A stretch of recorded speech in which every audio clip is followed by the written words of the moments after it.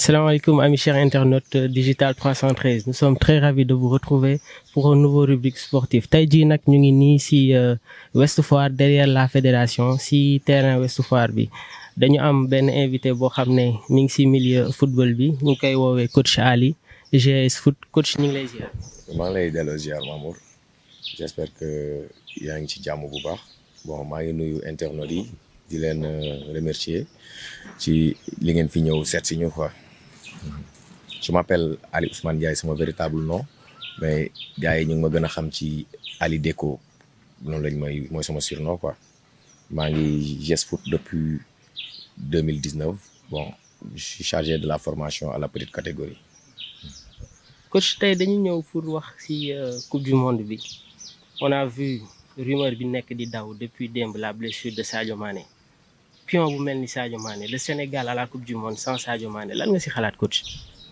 Pour man sax bi ma gisee loolu noonu dama amoon ay frissons parce que ñun ñëpp déjà avant ñu nekk ay coach on est des Sénégalais donc on est des supporters mais dafay am benn moment dañuy bàyyi côté supporter bi ñu xaw a logique tuuti. Mais un Sénégal sans Sadio Mané dafay mel ni lekk bu amul xorom parce que valeur Sadio Mané buñ koy évaluer ci équipe bu Sénégal mun naa ne 50% yi moom la parce que qualité bi muy joué ak li muy indil équipe bi bu manqué moom j'ai peur que dina xaw a feeñ voilà loolu daal laa ci xalaat quoi.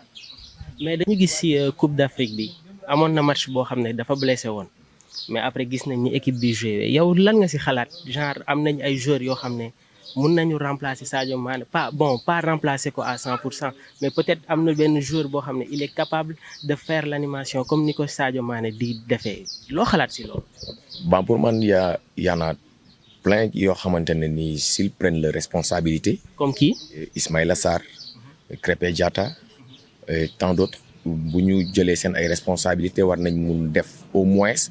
même bu ñu mënul def li Sadio di def yëpp ñu xaw a combler vide boobu noonu quoi bu fekkee ñoom tey pare nañu pour yegg ci dimension bi Sadio Mané nekk sur le très haut niveau il va falloir que Sénégal tam di habitué wu di jouer sans Sadio Mané. mais que dañu gis ki nga xam ne comme joueur yi nga wax ni Ismaïla Sarr ak Krépin Diatta parce que équipe nationale ñoom ils ont l'habitude de jouer sur le côté droit waaye Krépin Diatta dafa jógee aussi blessure ñëw na il est en train de retrouver sa forme waaye Ismaïla Sarr y a beaucoup de critiques envers lui surtout lucidité devant les buts yow lan nga tu penses réellement que si coupe du monde bi Ismaïla Sarr mun na bett Sénégalais yi dëgg. waaw man maa ngi koy suivre des fois à Watford mais à cet instant bu ñuy wax nii il est beaucoup plus appliqué par rapport ak temps yi passé je vois même chaque journée presque ou 2 journées day dugal donc lucidité boobu noonu mu nekkee Watford bu ñëwee ak confiance boobu noonu en équipe nationale il peut nous apporter beaucoup de bonheur.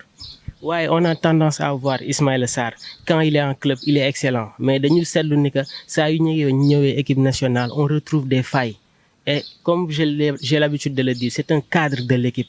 Tu penses pas qu'à un moment donné il doit prendre ses responsabilités xam ne que Sénégalais yi yaakaar nañ ko parce qu'il avait déjà fait une coupe du monde et il est passé à côté surtout match contre Colombie je pense que tamit même si côté droit boobu noonu il y avait des failles léegi tu penses pas qu'il doit faire des rectifications parce que saa yu nekkee club il est bon mais su ñëwee fii nii vraiment on constate que il y a des problèmes. donc moom je crois que dafa war di transmission lay def mooy li muy def Watford mu fexe nu mu koy indee biir équipe nationale puisque c'est un pays donc yow si on te choisit parmi tant d'autres da nga war a woon gars yi li nga xamante ne ni tey li moo tax ñu tànn la bàyyi say morom parce que joueurs sénégalais yi nekk à l'extérieur ils sont nombreux et il y en a qui sont très talentueux mais ils n'ont pas la chance d'être appelés en équipe nationale donc yow soo amee opportunité boobu noonu coach bi il te fait confiance parce que entraîneur du dugal joueur bu mu gëmul.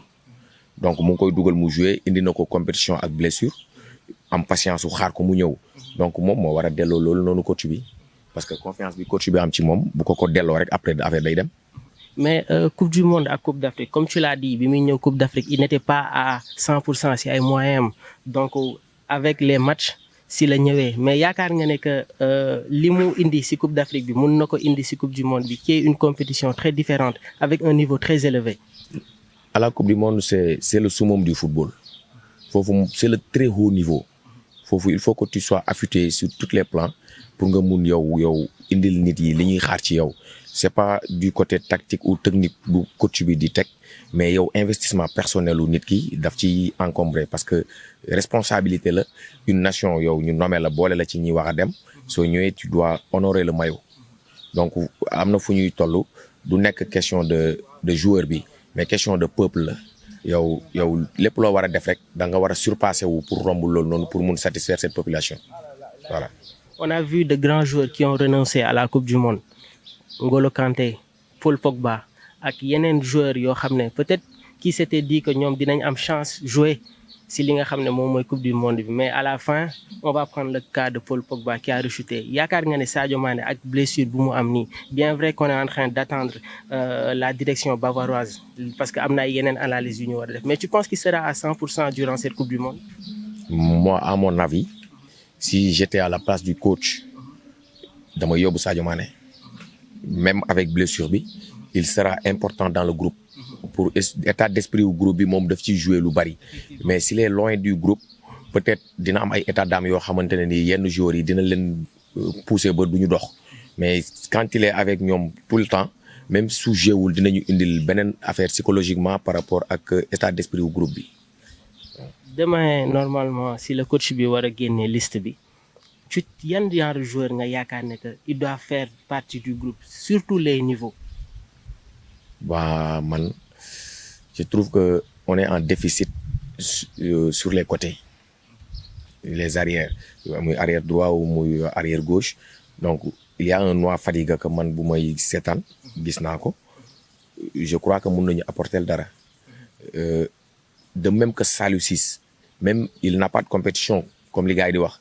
Mais parfois mun na bañ a nekk manque de compétition mais mu nekk fraîcheur si moom mun nañ ko yóbbu risque la parce que il est important dans le groupe s'il était en compétition il allait partir donc là nag coach bi moom mooy jël ay responsabilités am parce que comme moom moo yor responsabilité wu Sénégal bi yëpp ñun ñu ngi ci ginnaawam mais man sama avis su fekkoon dama yore équipe bi tey j'allais prendre un risque ma yóbbu ko. Mais Aliou Cissé dafa am ay déclaration yu mu def on va prendre le cas de Bamba Dieng. Nee na quand tu joues pas tu pourras pas venir en équipe nationale. Saliou Ciss il n'a pas de club ça fait longtemps qu'il n'a pas joué yow yaakaar nga ne que war na bokk ci groupe bi ak li Aliou Cissé wax. mais en toute chose il y a une exception parce que defu ko man bu doon man par exemple man laay wax parce que nekkuma place am mais man risque boobu ma nar a jël parce que dama xam ne profil bu mel ni moom amuñu ko. Le profil de Fodé Ballo-Touré c'est pas pareil avec moom l'autre qui est à Monaco Ismaël Jacobs en plus il ne joue pas assez et en plus de ça il n'a pas le même profil que Saliou il est le plus attaquant des défenseurs du Sénégal donc risque boo xamante ne la mun na la amal njëriñ comme aussi tamit mun na la bañ a amal njëriñ mais kii di risque di da nga ciy xaar lépp mais man ma préférence mooy ñu boole ko ci groupe bi moom ak Sadio Mané par A ou B. waaye yaa ngi doon wax bon je pense que le problème donc dina nekk ci côté gauche bi parce que ci côté droit bi on voit Youssouf Sabaly il est en train de faire de très bons matchs il est régulier il est constant donc ci côté boobu noonu je pense pas que dina am problème mais tamit am nañ joueur boo xam ne il est polyvalent kii di Abdou Diallo il est capable de jouer dans l'axe même match Leipzig bi passé on l'a vu évoluer au milieu de terrain man c'est ce qui m'a surpris yaakaaroon ne que mun nañ jël Abdou Diallo jouer loo ko ci côté gauche bi jéem a indi beneen défenseur central. waaw option la mais en général ñun on ne change pas assez les charnières centrales parce que cohésion bi mu commencé am ak Kalidou Koulibaly donc il suffit que nga rocc ko yóbbu ko à gauche indi keneen war a préparer waat pour une autre défense dafay jël temps parce que defar équipe yombul surtout amoo temps même pas 15 jours après da ngay dem dans la compétition donc lépp looy yóbbu rek dafa war a am cohésion option la nag moom mu dem à gauche mais y a d'autres options yoo xam ne coach mun na ko jël parce que profil yi Sénégal yor mun nañ jouer ci tous les plans tactiques yoo xamante ne ni ça existe donc bu ñu basé woo ci benn joueur tamit mun nañ juum mais entraîneur bi il est prêt tey xam naa ne ak moom ni ko yàlla maye mu am xam-xam prévoir na lu bari ci ñi am défaillance ak yooyu noonu yëpp quoi. Concernant le milieu de terrain il y aura la concurrence Moi, je m'attendais à ce que match amicaux yu ñu mujjee joué contre la Bolivie et l'Iran, on n'avait pas besoin de certains joueurs. Contre la Bolivie, on a vu Pathé Ciss de Rayo Vallecano. Gis nañ ne que il a fait une très bonne première mi-temps. Même Fodé Ballo bi nga wax ni, il a fait une très bonne première mi-temps si match boobu noonu. Léegi si milieu terrain bi exactement lan lañ war a am. Pour un pays africain qui doit partir dans les compétitions de haut niveau, il faut qu'il y ait des joueurs qui courent durant tout le début du match. Et loolu noonu Sénégal am na ko, mais est-ce que ils vont faire ça à la compétition? Parce que parfois tu peux amener un joueur en ayant confiance en lui, nga dem ba ci biir compétition bi, après tu vois autre chose. Comme tu le dis, nouveau yooyu noonu yëpp man damay bëgg sax bu convoquer ay nouveau mu leen di jouer loo tout le temps bu bëri, comme Iliman Ndiaye, il n'a exprimé wugul ba léegi. Parce que dañu gis sax surtout Iliman Ndiaye bi ngay wax noonu que yi muy dugg yëpp c'est durant les arrêts de jeu. Il n'a pas le temps de s'exprimer. Pape Matar Sarr gis nañ ko gisaat ko, donc tu pensais pas que il pouvait lancer au moins Iliman dëgg-dëgg sénégalais yi xool ko, parce que mi ngi Champions League. Les Sénégalais, ils ne regardent pas trop ce championnat et c'est un jeune très doué de talent. Même pas Iliman seulement. Il y en a tant d'autres qui viennent en équipe nationale et qui ne jouent pas. Dans les compétitions, loolu mun nañ ko nangu parce que du compétition du fawukaay, mais les matchs amicaux c'est pour voir les joueurs nouveaux. Am na ñoo xam ne Idrissa Gana Gueye c'est un cadre dans cette équipe. Il y a des matchs yoo xam ne on n'a pas besoin de lui. Cheikhou Kouyaté, ainsi de suite. Ismaïla Sarr même. On peut tester des secs qui est à Torino pour voir son véritable talent.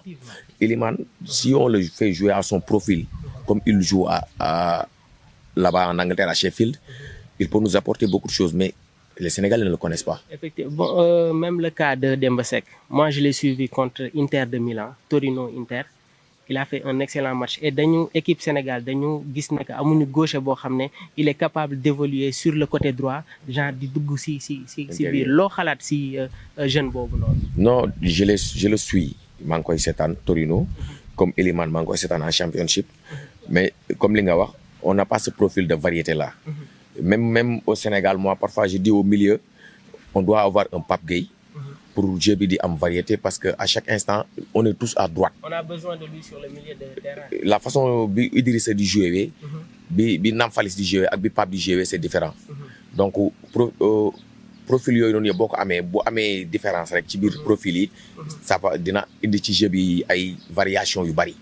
Donc ñooñu noonu tey xam nañ leen, match amical yi aajowutul ñu leen di xool. On sait ce qu'ils valent, ñoom ñëpp xam nañ li ñuy jar. Mais tey un Pape Gueye véritablement xamuñu lan lay jar, parce que ay bout de match lay joué. Un Iliman Ndiaye, Sénégal mënagul découvrir talent am parce qu'il n'a pas de temps. Les matchs amicaux tu le fais jouer au moins 70 minutes, di nga xam ne kii di nga ko mun évaluer, mais munoo ko évaluer tey ci benn 20 minutes, parce que te en plus Sénégal dañu compliqué. Ñun ñëpp ay entraîneurs lañu, supporters yi ku nekk am na avem, journalistes yi, ñun coach yi chaque jour ñu ngi ne coach bi lii la war a def, lii la war, alors que coach bu nekk dafa am idéem, dañ koy nangul idéem, ñu jàpp ci ne moom lii la gëm, bu joué ñu bañ ko critiquer ci loolu parce que man am naa lu ma gëm, peut-être du arranger beneen coach wala, mais moom fi mu nekk ñun dañuy war a di ko soutenir, waruñu ko di ko critiquer, mais mun nañ tey ñu def ay constat. Comme ci compétition bu mag leen jëm, ñun ñëpp dañu war a booloo nekk derrière moom, parce que bu ñuy xool tey moom mooy suñu kilifa, ndax moom moo nekk ci tetu Sénégal. Donc ku fa nekk am na loo am lu tax nga yor ko, parce que yor équipe bu mel ni Sénégal, yor ay Sadio Mané, ay Idrissa Gueye, donc tu n'es pas n'importe qui. Chapeau à lui, parce que Sénégal tey lépp lu ñu doon wut ci football ci moom la jaaree ci loxoom. Étant joueur, je l'ai suivi à Paris, Sedan. Xam naa man moom li mu mun bi muy football, te équipe dafa war a refléter ci image yu entraîneur am, mais ñun waruñu ko imposer ñun façon bi ñu bëgg ñun moom mu koy di gérer wala mu koy gérer groupe am. C'est important. Parce que moom moo xam état d'âme joueur yi ak état d'esprit yi joueurs yi mu yore am. Ñun nekkuñu dans la tanière, donc bu ñu nekkee ci biti bëgg a lijjanti li nekk ci biir day xaw a day compliqué. Mais nag am nañ suñu humble avis boo xam ne tey war nañ ko mun joxe, naam moom mu doxee ko wala mu ñàkk ko doxee, parce que moom idéem moom lay sàmm. donc man daal loolu laay gën a ñaax sénégalais mooy ñu booloo surtout ñun les encadreurs ñu xam ne tey bu ñu critiquer Aliou Cissé ñun suñu bopp la ñu critiquer parce que ñun ñoo bokk même bool bi ñuy lekkee ñu tous ñun dañu bëgg a nekk ay coach comme moom parce que yeggaguñu foofu mais fa lañ bëgg a jëm donc tey bu ñu commencé heure bi commencé xarab ñi ñu jiitu bu ñu yeggee seen place tey après dina métti si ñun parce que te ñun dañuy jàng nous sommes des apprentis donc dañ leen di suivre ñoom moom et tant d'autres Youssou Dabo des Demba Ba qui est à Guédiawaye, Souleymane Diallo, hein, des anciens comme Père Mass Dieng qui nous a tout appris, des gens comme Mor Diop très sérieux dans ce qu'ils font donc ñooñu noonu dañ leen di war def idole pour yow ngay mun di avancer ci li nga nekk quoi. Coupe du monde bi passé on avait manqué d'expérience loolu la ñu bëri di bañ a dégg mais coupe du monde bi peut-être que am na ay joueurs yoo xam ne ils sont dans l'équipe mais lan nga gën a yaakaar ne qu'est-ce qui nous manque en fait instant bii nii lan moo ñu manqué. Un peu de réalisme buñ koy am bu ñuy jouer dinañu gën a baax ci ñun mooy dafay am ay moments forts yu ñu am ci match bi là on doit tuer le match parce que Sénégal du jouer te amul ay occasion de but mais comment nan la ñuy gérer suñu temps fort ak nan la ñuy gérer suñu temps faible parce que on joue avec des joueurs trop talentueux en Coupe du Monde. Et je prends l'exemple des Pays-Bas. ci secteur de jeu boo laal. ils ont de très grands joueurs. am na ay joueurs yu mag yu fa ne. de très grands joueurs. donc comment ñoom nan la ñu war a mun jouer ak ñoom ba tey duñ ñu gagner en plus de ça et duñ ñu humilier mooy ñu bañ a jéem a def comme ñoom c'est pas la même chose ñun supporters yi bu ñu jaawale que ne dañuy jouer ak Pays-Bas dañu war a def comme Pays-Bas la France il a pris la coupe en refusant de jouer alors qu'il y avait de très grands joueurs là-bas li entraîneur bi indi joueurs yi moom lañ topp ñu jël coupe bi neexul supporters yi mais jël nañ coupe résultat bi mooy fay à la fin en équipe nationale on n'a pas besoin surtout en équipe nationale A dans les compétitions résultat immédiat la ñu soxla du tey ñun ñi yor ay académie war a former ay joueurs on prend notre temps sur les résultats parce que dañuy privilégier produit bi moom la ñu gën a privilégier mooy li ñuy entraîner ñu koy fexe di ko gis ci terrain bi donc on est patient mais là-bas c'est le résultat immédiat donc l'entraîneur moom mooy adapté wu par rapport ak ay joueurs am ak idéem pour di mun def résultat. mais dañu gis ci coupe du monde bi ñu mujjee jouer contre la Pologne dañu def premier mi-temps bu baax mener au score mais deuxième mi-temps bi dañu replier toog suñu camp ba gars yi sax naroon nañu fekk ci. contre le Japon c'était la même chose contre la Colombie tamit ci la ñëw bëgg a jouer ba liñ ciy dal léegi ban philosophie le coach bi war a am parce que comme je l'ai dit tantôt Coupe d'Afrique ak Coupe du monde c'est pas la même chose donc ci moment yooyu noonu coach yi yan conseil moom la war a jox ay joueurs am. Surtout calme lucidité ak concentration parce que tu peux faire un bon mi-temps li gars yi di wax football ay quart d'heure la rek quart d'heure bu nekk rek yow war nga ci mun am benn moitié quart d'heure bi keneen am moitié mais soo amee moitié quart d'heure bi nan ngay gérer sa équipe ak yow joueurs yi nan ban état d'esprit lañ war a nekkee quart d'heure bi nga xam ne yow moomuloo ko nan nga war a comporter woo tey pour yow bañ a am dara loo xamante ni après da ngay dabuwaat parce que ci football pour man agir moo gën ngay réagir et comment agir il faut que ñëpp ñu concerné wu ci méthode de jeu bi coach bi di teg mooy soit il dit que qu'on est en défense basse ñëpp ñu mu concerné dañuy dugg ci biir défense basse boobu noonu et tout le monde court mais parfois on jouait parce que dafay am ñoo xamante ne nii côté repli défensif bi dafa yéex et kuy xam tubaab yi ni ñuy jouer il cherche des intervalles rek la ñuy wut pour wut ay appui pour parce que pour ñoom jeu bi bu génnee à l'extérieur dafay sori pour ñu yegg ci camp yi donc africain buy football ak tubaab nag man ni ma ko jàppee mooy beaucoup de rigueur et ballon bi bu ñu ko yoree transition yi dafa war di gaaw balaa ñoom ñuy replacer wu parce que ils sont trop intelligents. Si liste bi war a génn on a parlé de la défense du milieu de terrain et concernant l'attaque c'est sûr que c'est Boulaye qui va jouer mais après Boulaye kan parce que dañu gis joueur bu mel ni Famara Diédhiou on le voit plus Bamba Dieng bien vrai qu'il est en train de retrouver les terrains mi ngi joué waat mais kan moo war a nekk dëgg selon yow doublure Boulaye Dia. dafay xaw a compliqué parce que bariwuñu ñuy jouer ci poste boobu noonu ñu ci bari ñuy jouer ñu ngi jouer ay deuxième division la ñuy jouer wala ci équipe réservée yi lañ nekk. tey boo buggee jël joueur bu compétitif ci poste boobu noonu tu vas prendre Nicolas Jackson parce que il est compétitif. Il est compétitif, mais gis nañu que peut-être c'est le cas de Jacobs. Ils n'ont pas trop l'expérience de la tanière. Man, je vois un joueur comme Mbaye Niang. Il a joué la Coupe du Monde. Mi ngi Auxerre. Mi ngi joué waat. Donc tu penses pas que mun na nekk surprise groupe bi? Option la sax Mbaye option la parce que Boulaye façon bi muy joué ak Mbaye ni mu joué en avant-centre c'est différent. C'est différent. Boulaye preneur d'espace la alors que Mbaye il peut être un pivot boo xam ne tey bu équipe bi jaaxle war nañu mun jaar ci moom mu defal ñu ay appui donc ñaari profils yu différents yu ñu war a mun amal njëriñ la parce que pour man Mbaye il joue comme Demba Ba ni mu doon joué comme ay Babacar Xuma noonu lañ doon joué des attaquants pivots yoo xamante ne tey dos au but dañ lay amal njëriñ mais par rapport ak Boulaye il est toujours dans l'espace parce qu'il est toujours en mouvement donc dafay am solo ngay am variété yooyu noonu ci équipe waaw.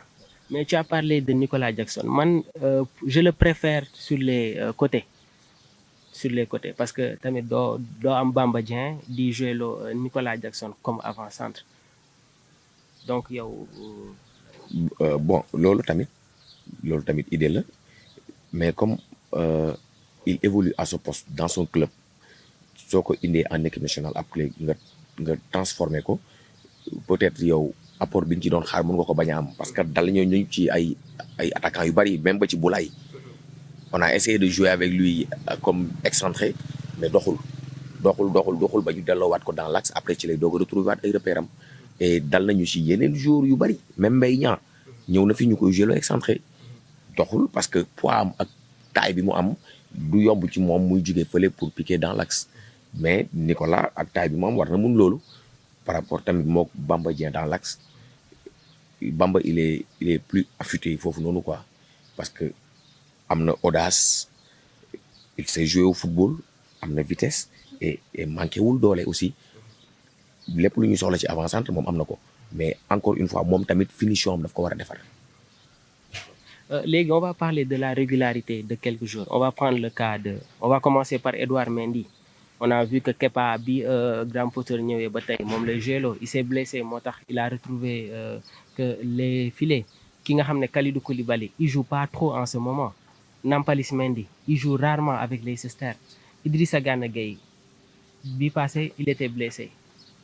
On n'a pas le Gana qu'on veut réellement. Lan la war a def pour élever son niveau de jeu? Lan nga xalaat si joueurs yooyu noonu yi nga xam ne c'est des cadres ay cadres lañu si équipe Sénégal.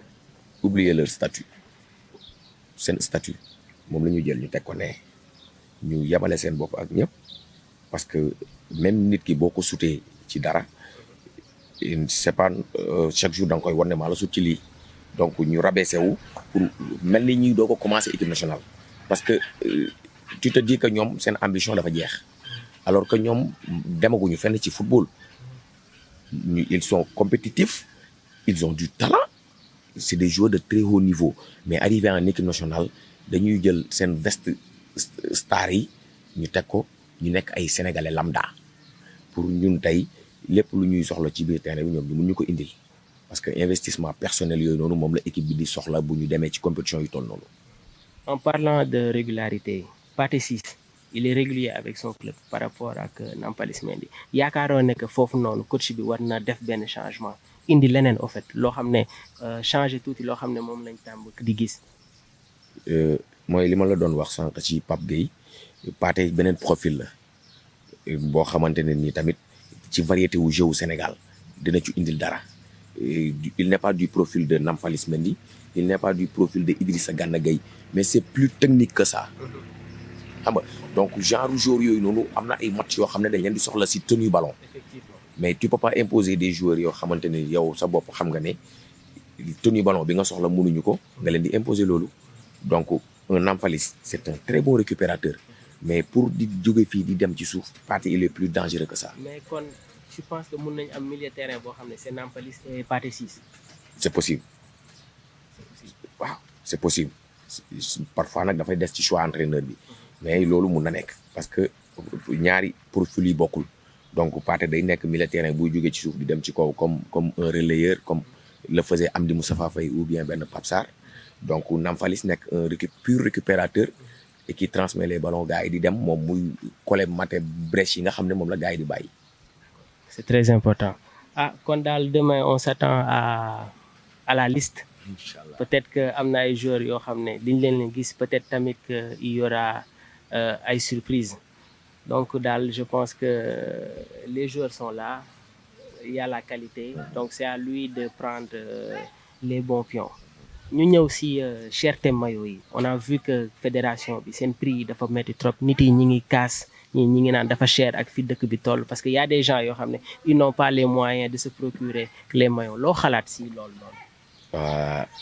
Foofu nag je crois que gars yi waroon nañ wax ak équipementier bi mu xam ne on est en Afrique benn on est au Sénégal les temps sont durs te ñun ñëpp bëgg nañ am maillot bu baax bi donc li muy defaral tubaab bi di leen ko jaay ñun mënoon nañu épargner loolu pour ñu nga xam ne ñëpp dinañ ci mun am parce que tey maillot bi may dem di jënd à 10 000 francs wala maillot bi may jënd à 5 000 dama koy jënd parce que dama bëgg a sol couleuru Sénégal mais je sais que man c'est pas de bonne qualité te bu ma sañoon bu may jënd damay jënd qualité ma sol ko mais nag qualité bi si c'est pas abordable donc duñ ko mun jënd ñun ñëpp waroon nañu ci sóoraale ci loolu parce que ñun ñëpp mënuñu ko malgré am na ñu ko mën mais booy xool da ngay xool côté négatif yi ñi nga xam ne tey mënuñu ko amuñu ko te bëgg nañu donc ngay xalaat ñooñu dina ci am solo. Selon vous ban équipe moom moo nekk favori ci coupe du monde bi parce que dañ gis durant les dernières éditions il y avait toujours des favoris bi nga xam ne équipe bi moo ëpp doole bi équipe bi moo ëpp doole bi mais coupe du monde bi dafa mel ni que grande nation yi dañu xaw a tolloo doole pour selon yow kan mooy sa favori. man nag bii nii ki koy jël du yomb xam quoi sama xalaat ki koy jël du yomb xam puisque bu njëkk dañ doon dem jeu championnat yi ba mu jeex. yenn joueurs yi ñu fatigué yeneen joueurs yi amuñu compétition mais là tu peux pas dire ça parce que yow ñoom ñu ngi ci digg compétition donc seen doole la ñuy doog a jot nii donc équipe yëpp bu ñu ñëw dañuy indaale doole kenn du yóbbu joueur bu blessé à part ay exceptions yoo xam ne ñu mënuñu manqué mais je crois que cette coupe du monde là sera très disputée. D'accord, nous allons parler un peu de votre club. Depuis quand entraînez-vous au GS Foot? GS Foot s'est formé en 2017 par Hassan Fall, agent de joueur. Bon, on s'est connu maag moom parce que dañu bokkoon équipe après mu voyagé moom partout nag dans le monde. Après blessure, il est revenu. Bon, il a amené pas mal de joueurs en Europe. Yàggul sax dara motul ay jours. Am na ku ñu yóbbu France. Donc un gars sérieux, très dynamique et travailleur aussi. Bon, ma am blessure. Puis je suis chargé de la petite catégorie. Bon, je travaille avec Fadel Fall, ancien capitaine des HLM, Wakam et tout. C'est lui le responsable, le directeur technique et l'entraîneur principal de l'équipe A. Pendant les entraînements, yan message ngay jox sa joueur yi en général c'est des conseils wala c'est des ordres parce que dañu gis ay coach yoo xam ne durant les matchs ils sont très bouillants mais exactement du ñu xam lan la ñu bëgg a wax c'est des conseils wala c'est des ordres. Dans les séances d'entraînement, il y a des ordres, mais la plupart c'est des explications yoo xamante ne nii pour ou bien ma démontrer la woon la ne tey à chaque fois que je siffle pour une faute technique dama lay won ne le tey li nga def nii lañ ko war a defee ak nii lañ ko war a defee prochaine fois après yow pour nga bañ ko defaat.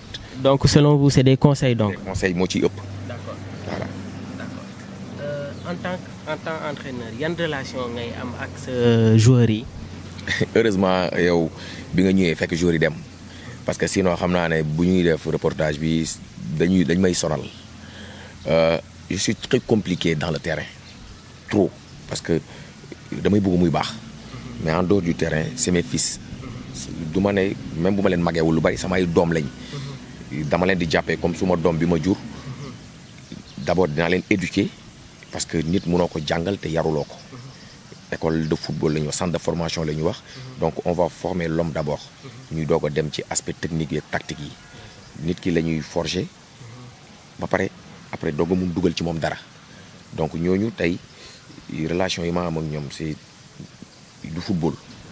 parce que à chaque fois je le dis nekkuma seen coach kese. parce que entraîneur li ñuy def mooy dañuy ñëw def prise en main ñu dem def li ñu war a def bu ñu paree dem nañ jour yi dem là moi je reste là jusqu'à que ñoom ñëpp ñu ñibbi man may doog a ñibbi suma kër parce que suma ay responsabilité la ñu ne. donc du ma toog fii wala ma dem ñibbi bàyyi fi benn joueur dara dal ko après du ma xam lu ci xam voilà. Et vous avez une équipe professionnelle? waaw mooy tey l'équipe senior que gère Fadel Fall tey bu ñu ne man li may liggéey yëpp pour foofu la man formation mooy suma rôle moom laa xam damay former ñoom bu ñu gisee ne président bi comme il est agent il sait les profils jour bi nii il est vendable on l'amène chez les seniors et il continue de travailler là-bas. D'accord, d'accord. En tout cas, ça a été un réel plaisir d'échanger avec vous. gën a xam. Donc je pense qu'on est à la fin de ce rubrique. Ça a été un plaisir vraiment kontaan nañ trop si dalal bi ñu dalal lan mooy sa dernier mot. Bon, le plaisir est partagé. damay santaat yàlla rek julli ci yonent bi sallallahu alayhi wa sallam gërëm samay waajur rawatina suma yaay sama papa nag sama xarit la mais suma yaay dafa am yu bari yu ñu lié man ak moom chaque fois dama koy wax suma jour yi dew ma ñaani ci benn sëriñ man sama yaay moom may ñaanal ak sama papa donc te tey képp kuy nit war nga fexe sa waajur di la ñaanal ndax mooy gàllaaj bi gën a wóor. En tout cas man je suis très proche de ma maman man moom mooy sama xarit. fooy wu ma ko d'ailleurs bu ma toogee di wax ak nit sax du yàgg tuuti ci moom daf may woo téléphone su ma déggul daf may woo su ma woowul mu ngi xool su may doom ci lu ñu nekk ou bien su ma jabar ci lu mu ne. encore une fois di remercier aussi ma femme parce que muñkat la jigéen bu baax.